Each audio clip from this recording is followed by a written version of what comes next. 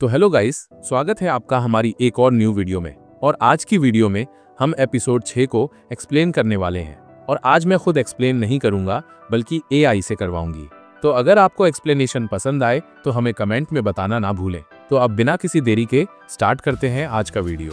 तो एपिसोड की शुरुआत वहीं से होती है जहां से पिछला एपिसोड खत्म हुआ था। ये चेन और फेटी ने स्पिरिट गार्डन लूट लिया था और वो दोनों लूटने के बाद एक गुफा में आ गए थे। फेटी इन सभी का स्पिरिट जेड लिक्विड बनाने और दोनों में 50-50 बांटने के लिए कहता है। ये चेन भी इसके लिए राजी हो जाता है और दोनों लग जाते हैं बनाने के लिए। इन्हें बनाते बनाते अब 9 दिन हो चुके थे। 9 दिन बाद हम इन्हें देखते हैं। इन्होंने बहुत सारे स्पिरिट जेड लिक्विड बना लिए थे। फेटी ये चेन से कहता है, एक सवाल है जो मैं काफी समय से पूछना चाहता था। आपके पास ट्रू फायर है, एक संप्रदाय के लिए ये एक खजाना होगा, लेकिन आप केवल प्रशिक्षु क्यों बने? ये चेन जवाब देते हुए कहता है, मैं सच्ची आग को प्रकट नहीं कर सकता। यह केवल कई लोगों में ईर्ष्या पैदा करेगी और मैं इसके अस्तित्व के कारण अनावश्यक परेशानी पैदा नहीं करना चाहता। जब तक मैं काफी मजबूत नहीं हो जाता, मैं अजनबियों के सामने अपनी असली आग दिखाने का इरादा नहीं रखता। इसके बाद फेटी ने कहा, 1 माह में बाहरी संप्रदाय की प्रतियोगिता होगी। अपनी सच्ची अग्नि का उपयोग किए बिना आंतरिक संप्रदाय में प्रवेश करना कठिन होगा। इतना कहकर फेटी वहां से चला जाता है। उसके जाने के बाद ये चेन सोच रहा था, ये हेंगे संप्रदाय झेंगयांग संप्रदाय के समान ही है। वे हर 3 साल में एक बाहरी संप्रदाय प्रतियोगिता आयोजित करते हैं और केवल वे ही जो अंत तक जीवित रह सकते हैं आंतरिक संप्रदाय में प्रवेश कर सकते हैं। मुझे झेंगयांग संप्रदाय से निष्कासित हुए 1 महीने से अधिक हो गया है। यदि मैं अभी भी इसमें होता तो मैं पहले ही इसके आंतरिक भाग में प्रवेश कर चुका होता। इसके बाद ये चेन बहुत सारी बातें सोच रहा था। इसी दौरान वो क्यूआई कंडेंसेशन की 5वीं स्टेज पर ब्रेक थ्रू कर लेता है।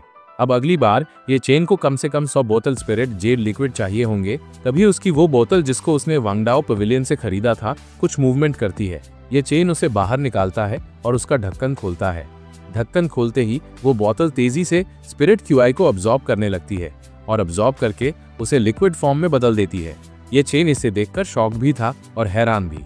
इसके बाद ये चेन उसी लड़के के पास आता है। उसे देखते ही वो बच्चा बहुत ज्यादा खुश हो गया था। ये चेन उसे अपना लिक्विड देता है और हर घंटे 3 बूंद पीने के लिए कहता है। ये देखकर वो बच्चा बहुत ज्यादा खुश हो जाता है और ये चेन से स्पिरिट माउंटेन में कल्टीवेट करने के लिए कहता है। ये चेन पहले कुछ नहीं कहता, लेकिन बाद में वो उसके लिए मान जाता है और उसे कल ले जाने के लिए कहता है। इसके बाद हम अगले दिन का सीन देखते हैं। उसका ग्रैंडपा उसे समझा रहा था। तभी ये चेन वहां पर आता है और कहता है, चिंता मत कीजिए एल्डर, मैं इसका ध्यान रखूंगा।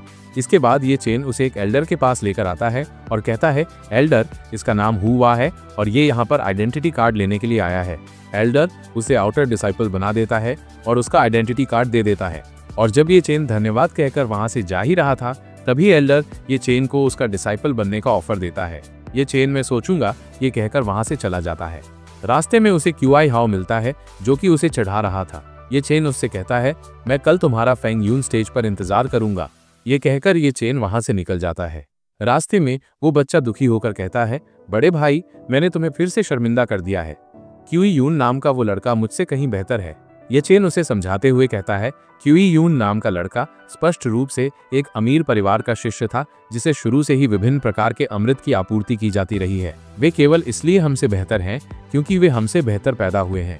आप तो बस कृषक बन गए हैं। अभी भी एक लंबा रास्ता तय करना है। ये दुनिया ताकतवर और कमजोर में बंटी हुई है, लेकिन भगवान निष्पक्ष है।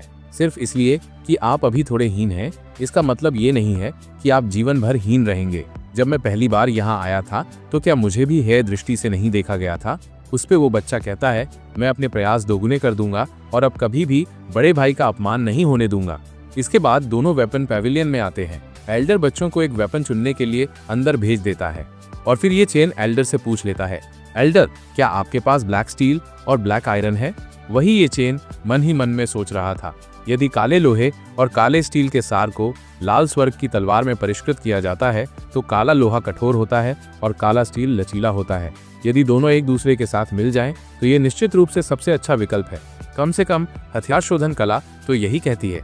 भाई लोग, ये ब्लैक स्टील और ब्लैक आयरन बहुत ज्यादा वैल्यूएबल पदार्थ है और एल्डर के पास भी थोड़ा सा ही है। ये चेन उसका प्राइस पूछता है। एल्डर उसका बहुत ज्यादा प्राइस बताता है, जैसे कि निश्चित रूप से ये चेन खरीद नहीं सकता था। लेकिन एल्डर एक ऐसी जगह बताता है जहां पर ये सारे मटेरियल सस्ते में मिल जाएंगे और वो जगह है ब्लैक मार्केट। फिर हमें इस ब्लैक मार्केट के बारे में बताया जाता है, यूमिंग ब्लैक मार्केट, तीन संप्रदायों हेंगे संप्रदाय, झेंगयांग संप्रदाय और क्विंगयुन संप्रदाय के जंक्शन पर स्थित है। ये व्यापार के लिए एक जगह है और ये चोरी के सामान बेचने के लिए एक अच्छी जगह है। ये एक अराजक जगह है, लेकिन व्यापार में विदेशी खजाने की कोई कमी नहीं है और कीमत बाजार से कम है। बहुत सारे किसान यहाँ खजाने की तलाश में आते हैं। ये चेन एल्डर से पूछता है, आखिर ब्लैक मार्केट में ये पदार्थ कितने का मिल सकता है। एल्डर 40 से 50 हजार स्पिरिट स्टोन बताता है। ये सुनकर ये चेन मन ही मन सोच रहा था, 40 से 50 हजार स्पिरिट स्टोन कोई छोटी रकम नहीं है। अगर मुझे वास्तव में ब्लैक आयरन और ब्लैक स्टील खरीदने की जरूरत है तो मुझे उस ब्लैक मार्केट में जाना ही होगा। तभी एल्डर उसे वार्निंग देते हुए कहता है, ब्लैक मार्केट एक अच्छी जगह नहीं है, आप किसी भी समय अपनी जान गंवा सकते हैं। इसलिए अगर आप वहां जाना चाहते हैं तो आपको इसके बारे में सावधानी से सोचने की जरूरत है।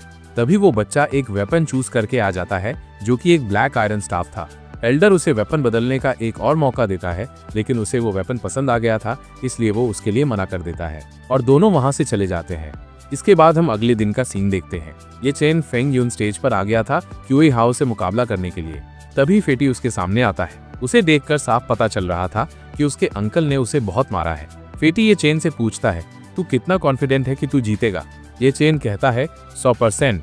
ये सुनते ही फेटी ने एक बैट की दुकान खोल ली थी। तभी क्यूआई हाओ भी वहां पर आ जाता है और फेटी के उकसाने पर वो भी बेट लगा देता है। और इसी के साथ ये वीडियो यहीं पर खत्म हो जाती है। तो कल मिलते हैं कोई न्यू वीडियो में। टाटा, बाय बाय।